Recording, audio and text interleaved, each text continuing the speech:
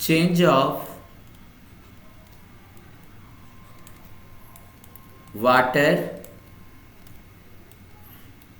into vapors, latent heat of vaporization भी जाते जाते हम समझाए थे आप लोग को, वाटर into vapors।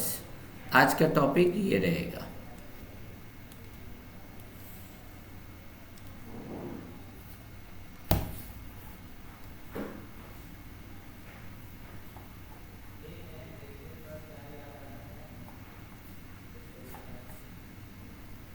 देखो, हम लोग सबको जानते हैं कि आइस था, आइस को हीट करेंगे तो लिक्विड बनेगा, लिक्विड को हीट कर देंगे तो फाइनली गैस बन जाएगा।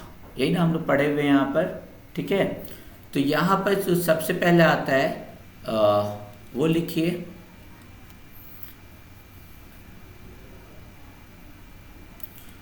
बॉइलिंग पॉइंट किसको कहते हैं।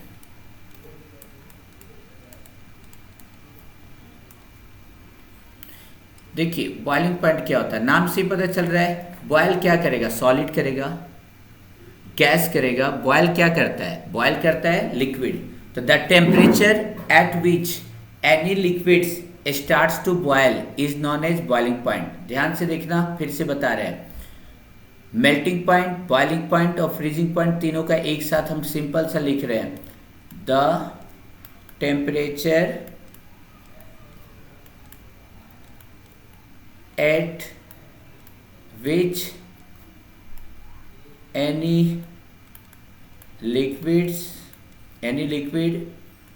starts to boil, क्या बॉयल करेगा, लिक्विड तो बॉयल करेगा, starts to boil is known as what, is known as boiling point। क्या कहिएगा इसको आप लोग, बॉइलिंग पॉइंट कहिएगा, ठीक है। चलो एक और देखते हैं। बोलेंगे सर फ्रीजिंग पॉइंट किसको बोलिएगा। फ्रीज क्या करेगा, सॉलिड फ्रीज करेगा कि लिक्विड फ्रीज करेगा। क्या फ्रीज होता है, जमेगा क्या, सोचो। बोलेंगे सर फ्रीज जब भी होगा लिक्विड रहेगा वही ना जमेगा। तो यहां इसका डिफिनेशन क्या बोलेंगे, द टेम्परेचर, देखिए the temperature at which any liquids starts to freeze, क्या हो जाए, जमना स्टार्ट कर दे, is known as, इसी को क्या बोलेंगे हम लोग, is known as freezing point। अब एक और बता दो लास्ट, इसका डेफिनेशन कोई बता सकते हो मेल्टिंग पॉइंट का, ये बताओ मेल्ट क्या करेगा, सॉलिड मेल्ट करेगा। तो बोलेंगे the temperature at which any solid starts to melt is known as melting point. तो चलिए लिख लेते हैं, फॉर्मूला लिखिए यहाँ पर इसका डेफिनेशन, द टेम्परेचर एट विच, यहाँ पर लिक्विड हुआ था, eight which any solids, any solid starts to melt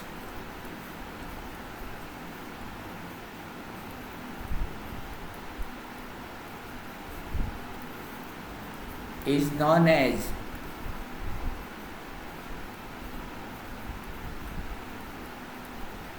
melting point।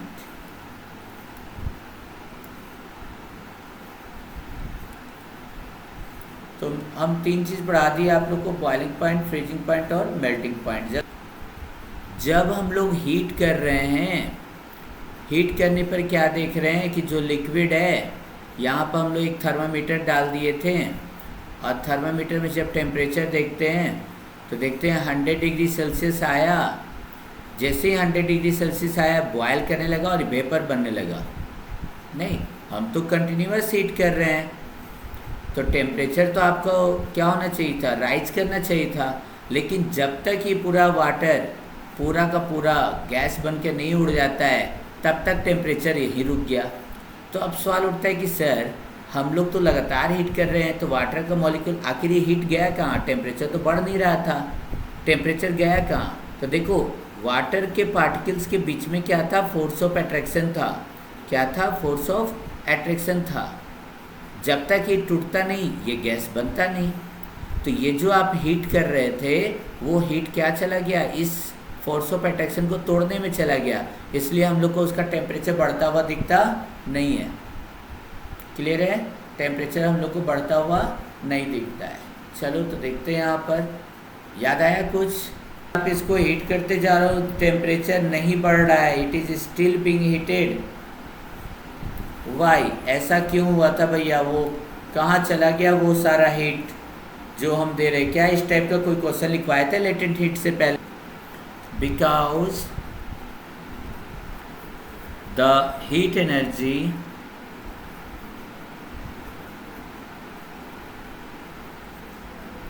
जो हीट कर रहे थे वो हीट एनर्जी कहाँ गया? ये जो वाटर मॉलिक्यूल था इनके बीच में फोर्स ऑफ अट्रैक्शन था, ओवरकम लिखवाए थे, ओवरकम वर्ड लिखवाए थे। देखो एक आंसर में तो लिखवाए थे, यहाँ पर क्या हो जाएगा? Because the heat energy is used up to overcome the intermolecular, इनके बीच में जो फोर्स ऑफ अट्रैक्शन है उसको तोड़ने में चला गया वही, इसलिए हम लोग को टेम्परेचर बढ़ता हुआ नहीं दिख रहा था। Used up to overcome the intermolecular forces of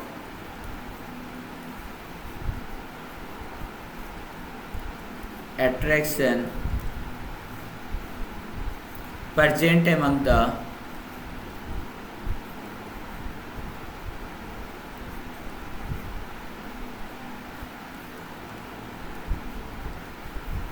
H2O molecules in water।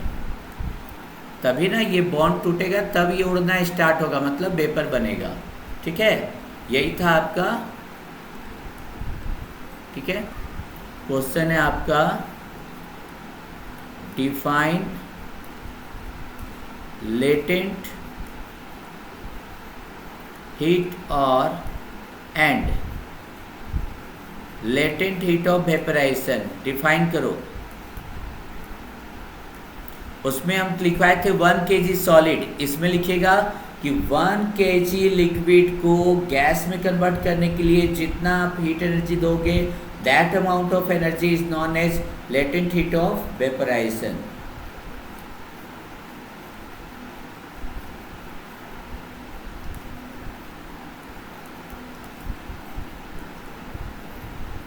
जल्दी लिखो आप लोग भाई, देखो सब साइलेंट, पता नहीं मौन वर्त में कैसे सब पढ़ता है।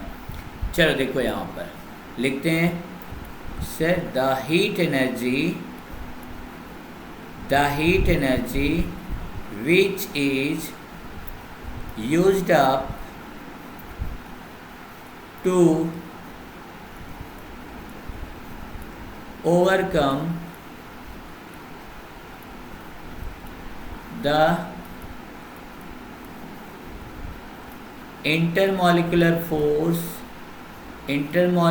forces of attraction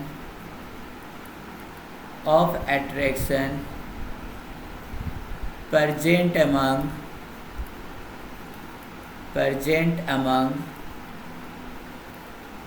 H2O molecules in water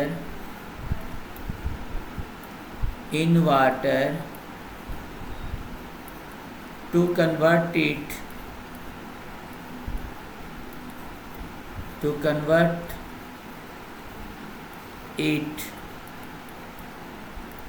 into vapor is known as, इसी को तो कहते हैं लेटेंट हीट। उसमें था कि सॉलिड से लिक्विड बन रहा था, इसमें क्या बन रहा है? लिक्विड से गैस बन रहा है, लेटेंट हीट। चलो आगे देखो, बोलेंगे sir latent heat of fusion भी तो आपको बताना है। चलो latent heat, sorry latent heat of vaporisation, same definition लिखो। लेटेंट हीट ऑफ वेपराइजेशन क्या होगा, क्या लिखोगे इसको? हर्षिता सहाय आप बोलो।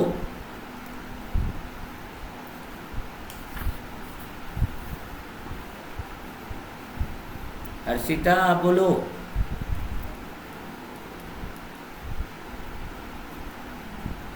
श्रेयांश आनंद बोलो, इसका डिफिनेशन क्या होगा पिछला वाला जो पढ़ाए थे उसके आधार पर?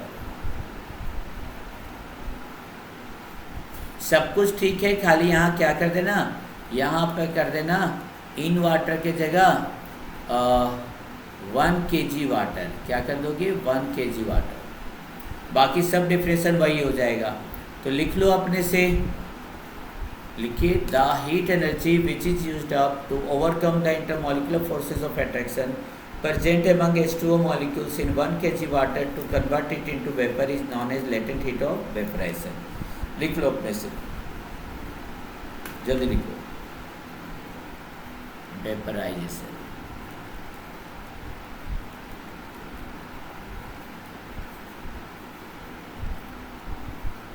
burns on the skin then the boiling water, why? Then the boiling water, why? कोई बताएगा? सभी कोई? वाटर है, आप इसको हीट कर रहे हो, वाटर का पार्टिकल यहाँ से एनर्जी गेन कर रहा है और स्टीम बन के उड़ने लगा। अब बताओ, ये जो वाटर का पार्टिकल्स यहाँ मौजूद है इसमें ज़्यादा एनर्जी है या जो पार्टिकल उड़ रहा है उसके पास ज़्यादा एनर्जी है? ये तो बता ही सकते हो, सोचो किसके पास ज़्यादा एनर्जी है। आप यहाँ से हीट कर रहे हो और हीट करने के कारण इसको एनर्जी दे रहे हो, अभी एनर्जी कम है, जैसे ही इसको ज़्यादा एनर्जी मिला हवा में उड़ने लगा, तो इसके अंदर क्या है, लेटेंट हीट है। क्या है? छिपा हुआ लेटेंट हीट है। ये एनर्जी इसके पास ज़्यादा है जिसके कारण ये ज़्यादा बर्न करेगा, इसके पास इसके कंपैरिजन में कम एनर्जी है इस सब पार्टिकल के बीच में जो लिक्विड के पास है, तो इसलिए वो कम बर्न करेगा। नहीं तो लिखिए, जब हम लोग वाटर को हीट कर रहे हैं, अभी इसके पास एनर्जी कम है, आप लगातार हीट करना स्टार्ट किए नीचे से, जब हीट करना स्टार्ट किए तो इसका पार्टिकल को ज़्यादा एनर्जी मिल गया, ये स्टीम बन के उड़ने लगा, ये स्टीम बन के उड़ने लगा। अब बोलो क्या होगा? स्टीम बन के उड़ने लगा यार, इसका मतलब एनर्जी किसके पास ज़्यादा है? इसके पास एनर्जी ज़्यादा है, और चूंकि इसके पास एनर्जी ज़्यादा है, हीट एनर्जी ज़्यादा है, हम लोगों ने नीचे से इसको दिया था, इसलिए ये ज़्यादा हम लोग को जलन देगा, वाटर के कंपैरिजन में ज़्यादा सिवियर बर्न करेगा। तो चलिए आंसर लिखते हैं यहाँ पर।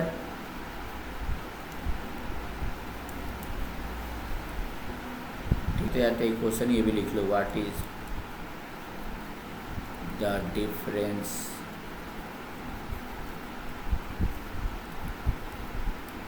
Between gas and vapours.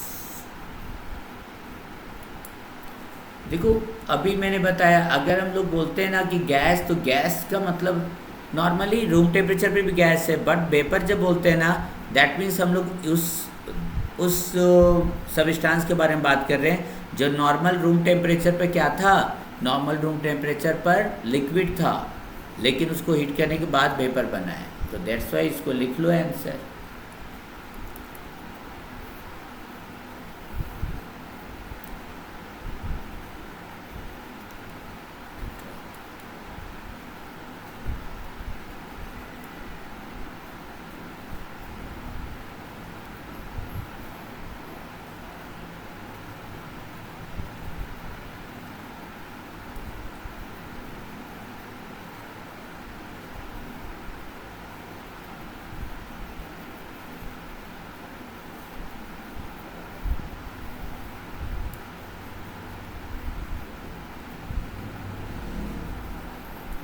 Gases state of a substance जो रूम टेम्परेचर पे क्या था, लिक्विड था, which is a liquid at room temperature. ठीक है।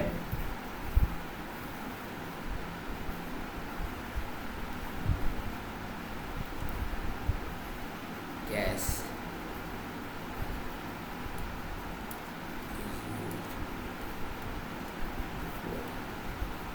those gas term gas is used for those which is which remains जो रहते हैं which remains gas which remains in gaseous state at room temperature। मतलब room temperature पे भी जो gas रहे उसको गैस हम लोग बोलेंगे, ठीक है, रूम टेम्परेचर। तो ये हो गया आपका define sublimation. Change of solid, the change of solid, direct solid से क्या बन रहा है, gas, directly into the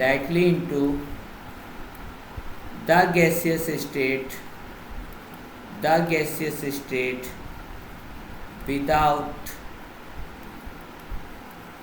without passing